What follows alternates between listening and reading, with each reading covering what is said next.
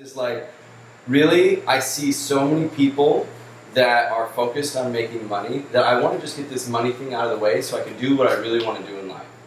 And that was, and I don't know where that seed had really been planted, except it was a freedom thing for me. It was like my top value was always freedom. So the key point here is the identification with a new path. It's like you have to start identifying with a new path before you even have references to support that new identity. That's the tricky part. We can't bring the past into where we're going in the future. We have to bring a new identity into being and manifest that new identity before we even started on the new path. Otherwise, we'll fall off that path because we'll be still associating with the old identity. So freedom is in your identification with a role. And your prison is in identification with a role. And so that was an important shift in my life where I stopped identifying with an old role and I started to identify with a new role. And this is from an ego level, right? Like your ego is your vehicle for that new path. And so my ego started to identify with this new role and started to make this shift. And then I obviously started to get into health and everything else, and my energy started to go up. I started to feel better. I was more productive. Then I read a book on, I started to do this a little bit before, but it really drove it home when I read a book on the 80-20 principle. How many of you guys know what the 80-20 is? Great. That's going to be very helpful to have that mindset. Because there's freedom in that as well, in constantly being able to evaluate and focus on what is valuable. So this journey eventually led me to, I still was building up the business, but now I knew what the purpose of the business was. It's like this. Sometimes your passion, I'll just say this, and I know you hear a lot of this, like, do what you're passionate about and the money will follow. Do what you're passionate about and the money will follow. In some cases, what you're passionate about, there is no marketplace for it. Bottom line. And guess what? And this is a big realization for me. Money operates at a certain frequency on an energetic grid. This planet is dominant in this money energy grid system.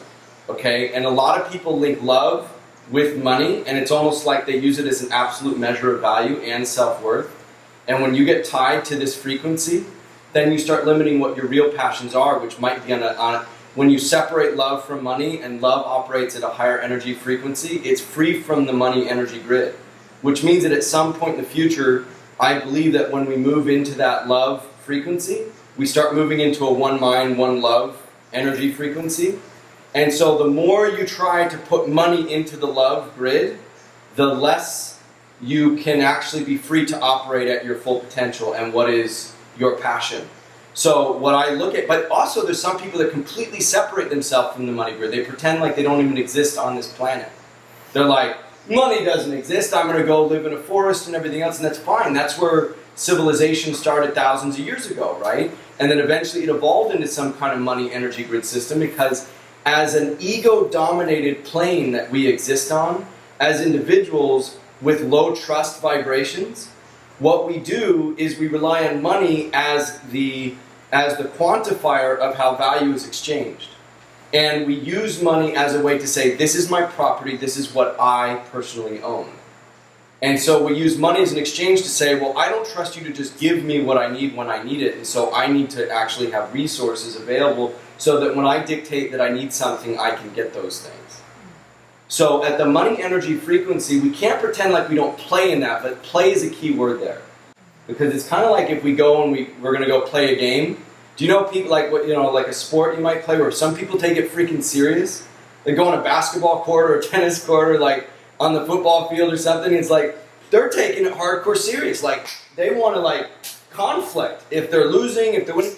And yet there's some part of you that knows it's a game and knows that at the end of it it's just points on a board. Like, hello? Why, and this is what it looks like to play in the money energy grid system. This is what it looks like to play in an ego-dominated plane. The energy frequency of money and ego is this kind of seriousness, and then everybody takes their jerseys real serious, like what they wear and what they have, and it's like this game that's taken so freaking serious, and then we're all sold on how serious it is, and it's like, hello? You can play here. And we can't pretend like there's not a game that's still going on, because as long as we are egos playing in a certain space on this planet, we are playing there. And what that means is that we don't get lost there, we don't take it serious, and we don't freak out when we lose. This enables you to have more freedom to risk as well. Because now you're like,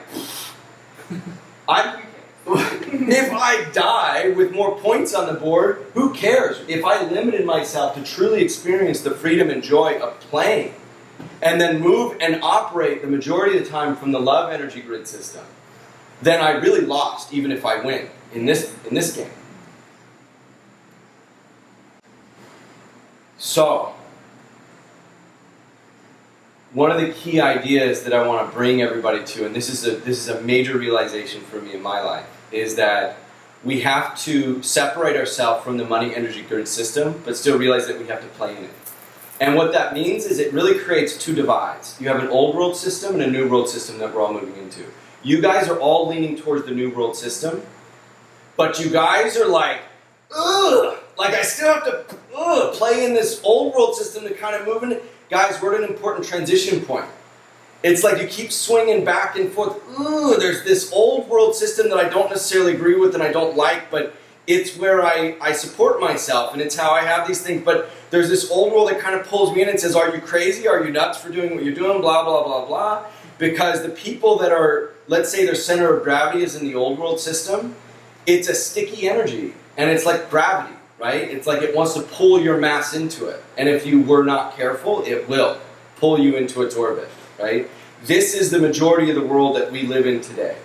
This is like, we talk about 80-20, this is like 80 plus, and this new world system is emerging, it's forming. This new world system is completely free from the money grid system, but in order for it to complete its transition, we still have to play in the money grid system. What that means is you guys need to get strong financially. You guys do. Everybody does. Let go of any, one of the key things that I see, and this is why I'm saying we have to feel this out, one of the key things I see is that when you realize that the old world system is not for you, you start rejecting the idea of even playing in that system. And when you reject that idea or you play in it half-assed, then what happens is you're not engaged. And when you're not engaged, you actually limit your potential in that system. And so what that means is you can either fully extract yourself in the love grid system, which is possible nowadays. You can, but you're going to be limited resource-wise. And then don't complain about it. You're limited resource-wise. You just are. And then you're just relying on other people in the love grid system that are still playing in the money system to support you in your initiatives. Hopefully, you're so far in the love grid system and you're connecting with people that are in that love system that have the resources that want to support you. And that will happen too. There are people that are so far into the love grid system that we know that there's something there, we resonate with it, and we can't help but want to give them resources, give them support. It's like, you freaking lead the charge. Right? If I'm still playing over here, and there's people in the old world system that are just dying for people in that new world system to give money to. Believe it or not. They just want to... Why? Because it's suffocating over here. If you're completely stuck in the money grid system, it's suffocating to the soul. This completely feeds your soul. And I know this is kind of a... What I want you guys to do is not connect with this in your head. This is a very emotionally driven, very spiritually driven idea. And if you came here for tactics, and if you came here for strategies and stuff, we're going to get there, I promise. I'm good at that stuff. I was in that system for a long time. So I know all that stuff. I'll just fill you up with that stuff. But what is key here is that you actually get out of your head about this idea, because all I will be doing is loading you up with strategies to play a serious game on the money grid system and completely take you out of where you could be going, which is ultimately why I think you're here and why I think Amber is bringing more and more people into that orbit, and she's definitely moving in that direction as well. So I think there's the idea of where is your center of gravity right now? Because I can be talking, even in this room, there's a diversity of, there's ego centers of gravities, and then there's soul centers of gravities. And depending on where you prioritize your time, your attention, your focus, and everything else, you're in a dominant space with your energy. And any ideas that I give you on how to play in this game, which we'll talk about more, is just going to go in and supporting that center of gravity wherever you're at. right? And so we already have enough old world players, is what I'm saying. And the key idea here is to help you differentiate and make a distinction to become a new role player. You know, because that's the key thing here, is we're all in our hearts and in our souls, when we really tune in to that love root system, we all know we want to play in that new world system. We all want to live in that new world. But guess what? Here's the coolest part. We can't just plug into it. What it means is that we are the builders. Like, we have chosen to be here at a specific time. We're at a transition point. There's others that will follow after what we've built and say, this is a beautiful planet and a beautiful world, and you know, it will be a moneyless society in many ways, because once you move into the one mind, one heart space, which is when trust vibration goes higher, when trust vibration goes higher, you won't feel like you need to hoard resources. You won't feel like resources are scarce or whatever, because you'll just autonomously be supporting each other. So it is possible. There's this notion in you that might have doubted it, but I'm telling you it is possible. But for now, we're still in a very much ego, money-dominated society. We just have to extract ourselves from it, from an energy, emotional heart basis, right? And this is a whole nother session that we could do, guys. But part of the transition for you, and this is something that I do want to leave you with, and then we can talk more on strategies and stuff. And I want to get a feel for what is going to aid you guys where you're at the most. But the key idea here is that some of you, and mostly all of you, to some degree, and your ego is going to resist this idea, but there's truth in this, are blocked to some degree from feeling the full truth and essence and love of what is being shared. And what I mean by that is, in most